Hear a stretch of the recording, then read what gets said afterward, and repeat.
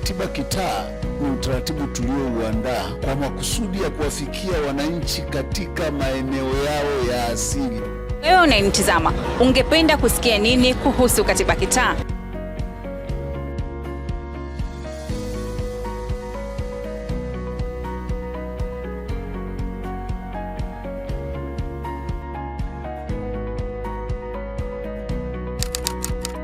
Karibu kwenye kipindi cha Katiba Kitaa. Hapa utapata kusikia maoni mbalimbali kutoka kwa wananchi kuhusu katiba ya Tanzania na kupata elimu kuhusu katiba, haki na wajibu ulioko katika katiba ya Tanzania. Karibu tuwe sote. Uniambie, unavyosikia neno katiba, unaelewa nini na ni kitu gani kinachokuja haraka kichwani mwako? Katiba, yaani katiba kutokana na uelewa wangu ni kitu ambacho kimewekwa kutokana na taratibu zetu za nchi. Ulishawahi kuiona katiba? Kwa kuiona kwa macho sijawahi kuiona.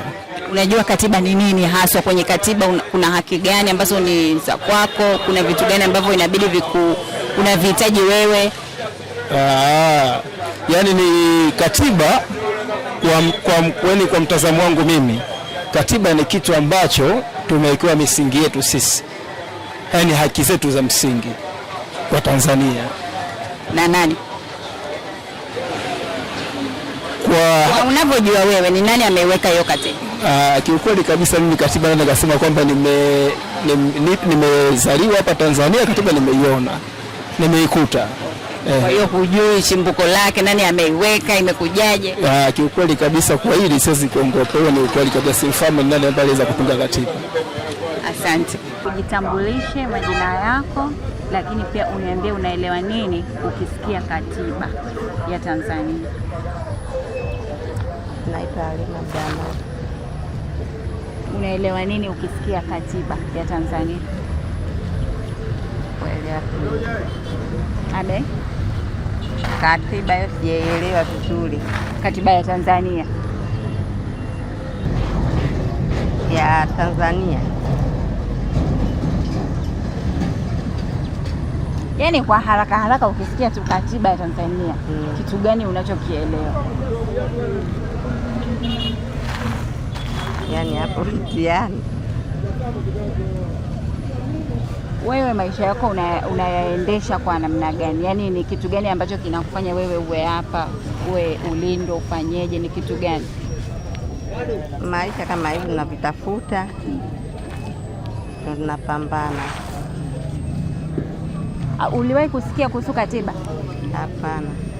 Naimu Osmani Mpendu ni mkazi wa Tandika na ni mfanyabiashara wa mchele. Unaelewa nini ukisikia katiba? Katiba ni nguzo kuu ya sheria na utawala wetu katika nchi yetu ya Tanzania. Mfano kila nchi inakuwa na katiba yake. Sisi Tanzania tuna katiba yetu ambayo ilianza nafikiria ni mwaka 64 wakati tulipofanya muungano baina sisi na Zanzibar. Then tukaifanyia mabadiliko, maboresho ya amendment mwaka 1977 na ndio ambao tunaitumia mpaka nao katiba yetu tunaitumia.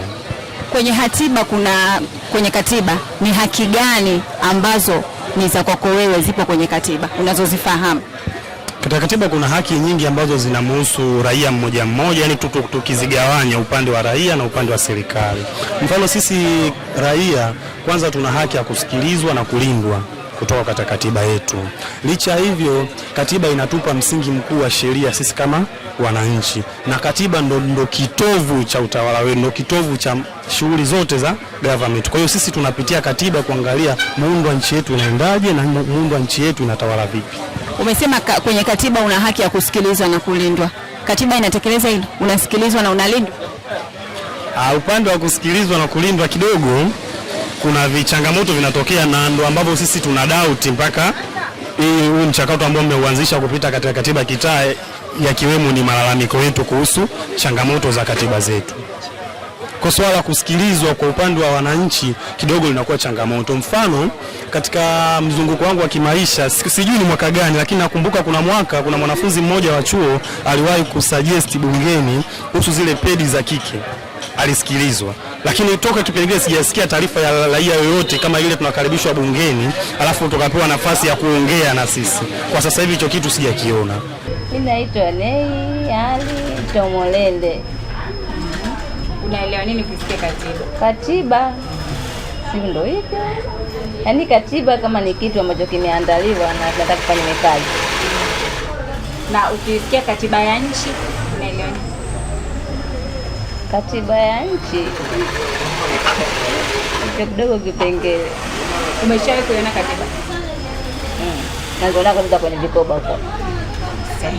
Sasa kwenye vikoba ndio mfano halisi wa katiba yetu ya nchi. Na natamani kujua kwenye katiba yetu tulionayo ni kitu gani, ni haki gani ambayo ipo kwenye katiba lakini unahisi hauipati inavyostahili?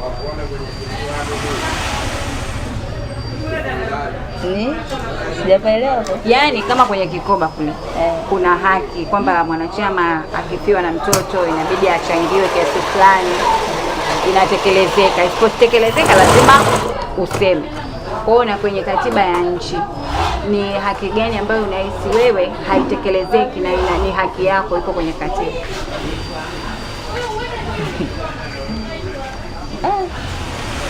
Maswali magumu. Sio magumu. Sielewi. Sielewi kabisa.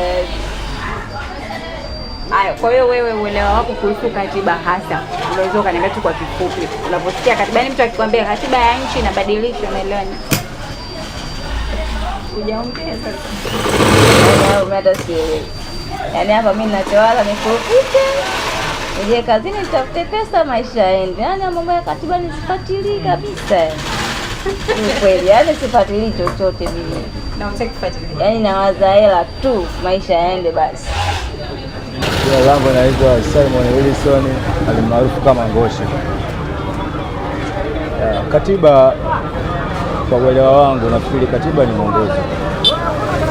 Mwongozo yani kama utaratibu ambao sisi kama nchi tumepangiwa kwamba hiki kitu ndio inabidi tufanye nini, kifuata ambacho ndani yake kina sheria ambazo zimepangwa. Unajua nani ambaye anafanya katiba ikakamilika ikaitwa katiba? Kwa uelewa wangu nafikiri sio mtu mmoja ambaye anafanya process mpaka katiba inakuwepo, lakini kwa ninavyofahamu ni maoni ya watu mbalimbali, mawazo ya wajumbe, wanakaa wanazungumza, baadaye wanaingia katika mchakato na kujadili kile kilichozungumzwa ni sahihi ama sio sahihi. Tanzania tuna katiba ya mwaka 77 mpaka leo. Maoni yako ni yapi kuhusu katiba? Uko comfortable na hiyo katiba tulionayo endelee kuwepo au una maoni gani? Katiba kuendelea kuwepo ni sahihi, lakini kama kuna vipengele ambavyo wananchi wanahisi vinawabana sana, wanaweza wakabadilisha, lakini waangalie utaratibu wa ubadilishaji, kwa sababu unaweza ukataka kubadilisha, inawezekana unachokibadilisha kikawa ni kibaya zaidi kuliko cha hiki ambacho unakiondoa. Kwa hiyo lazima pia katika ubadilifu wa katiba watu watulie vizuri na wawe makini, wasiwe watu wa kupiga kelele na kufurukuka.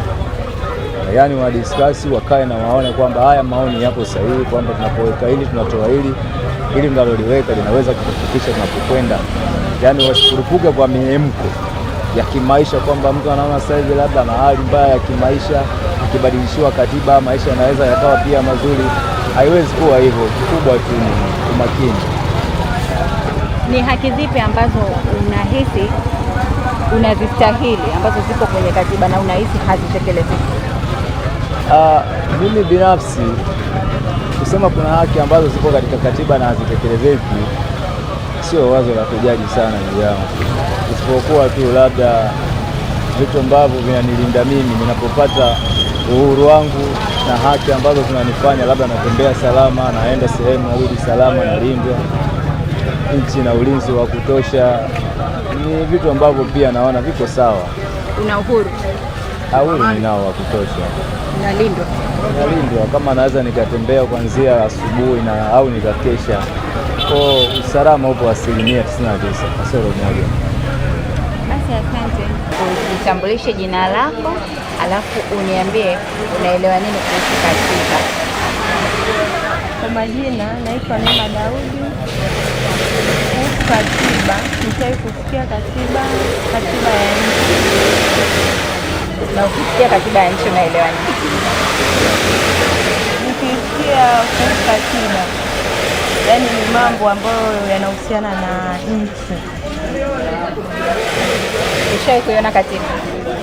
Katiba sijawahi kuiona, ila nimeisoma tu, nimesikia katiba ya nchi hivyo.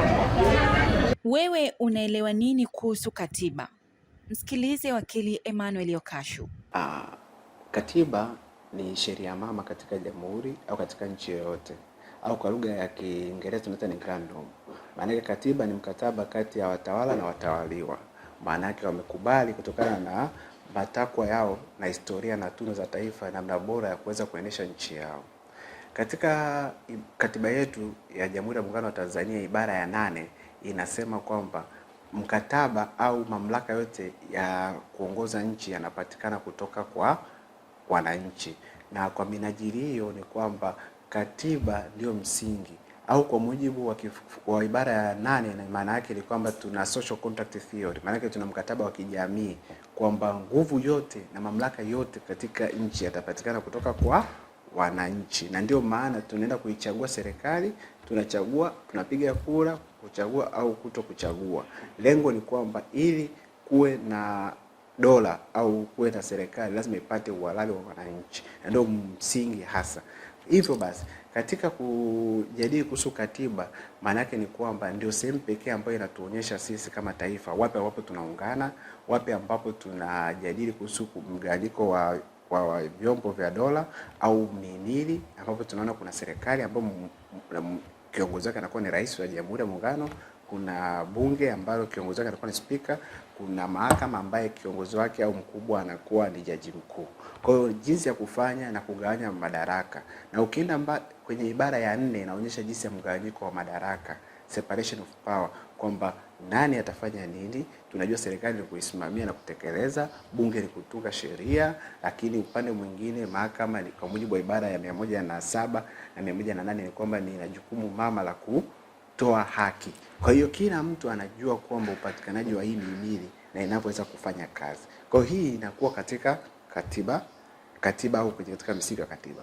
Katika nchi yetu pia lazima tujue katika historia ni kwamba katiba yetu haijawahi kuwa katiba ya wananchi, kwa sababu awali ilikuwa kwamba halmashauri kuu ya CCM iliweza kujigeuza kuwa ndio wawakilishi wa wananchi katika kipindi cha chama kimoja na chama kimeshika hatamu, na ndio ikatengeneza katiba. Na ndio maana ukisoma pale katika dibaji ya katiba yetu inasema sisi kwa niaba ya wananchi. Na ndio maana wakati tulipoanza mchakato wa katiba ya wananchi wakati wa Warioba ilikuwa ni katiba shirikishi ya wananchi. Kwa hiyo lazima hivi vitu katika tunapoelekea mbele na kuelewa maana misingi na katiba inapatikana wapi, ni lazima hilo walielewe. Lakini katiba yetu imefanywa marekebisho mara 14 au imewekwa viraka mara 14 katika katiba yetu hii. Na vyote hivyo ilikuwa ni namna ambavyo vilikuwa ni katika kuboresha matakwa na kuendelea. Lazima mkakumbuka mabadiliko makubwa sana ya kuruhusu vyama vingi.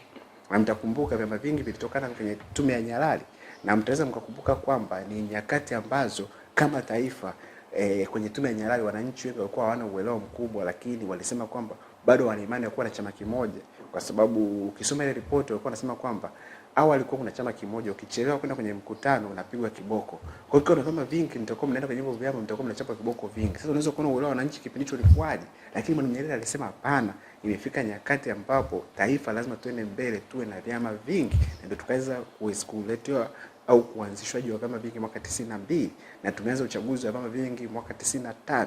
Lengo ni kukuza na kupanua demokrasia. Ukijua kwamba tulipopata uhuru mpaka mwaka 66, kuanzia mwaka 61 mpaka 66 kuna vyama vingi pia vilifutwa. Na hayo yote yalitokea katika nyakati hizo, lakini unaweza kukumbuka kwamba tulipofika kwenye marekebisho mengine ya mwaka 84 ya kuingiza haki za binadamu katika katiba, ambapo tunaziona leo ni haki za binadamu kuanzia ibara ya 12 mpaka 24 ambazo zinatoa haki, na 25 mpaka 30 inatoa wajibu.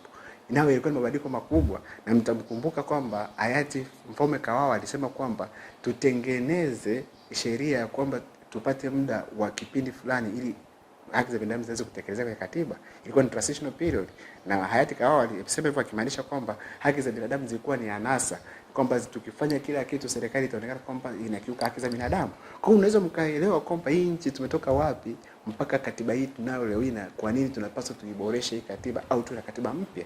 Kwa hiyo ni historia fupi ya kuhusu katiba yetu.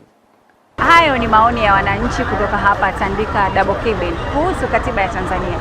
Endelea kufuatilia mitandao yetu ya kijamii kwa vipindi vinavyofuata. Katiba yetu, maisha yetu. Katiba Kitaa, tupo mtaani kwako. Usiache kusubscribe katika chaneli yetu ya Wakili TV na kutufuata kwenye mitandao yetu ya kijamii. Wakili TV.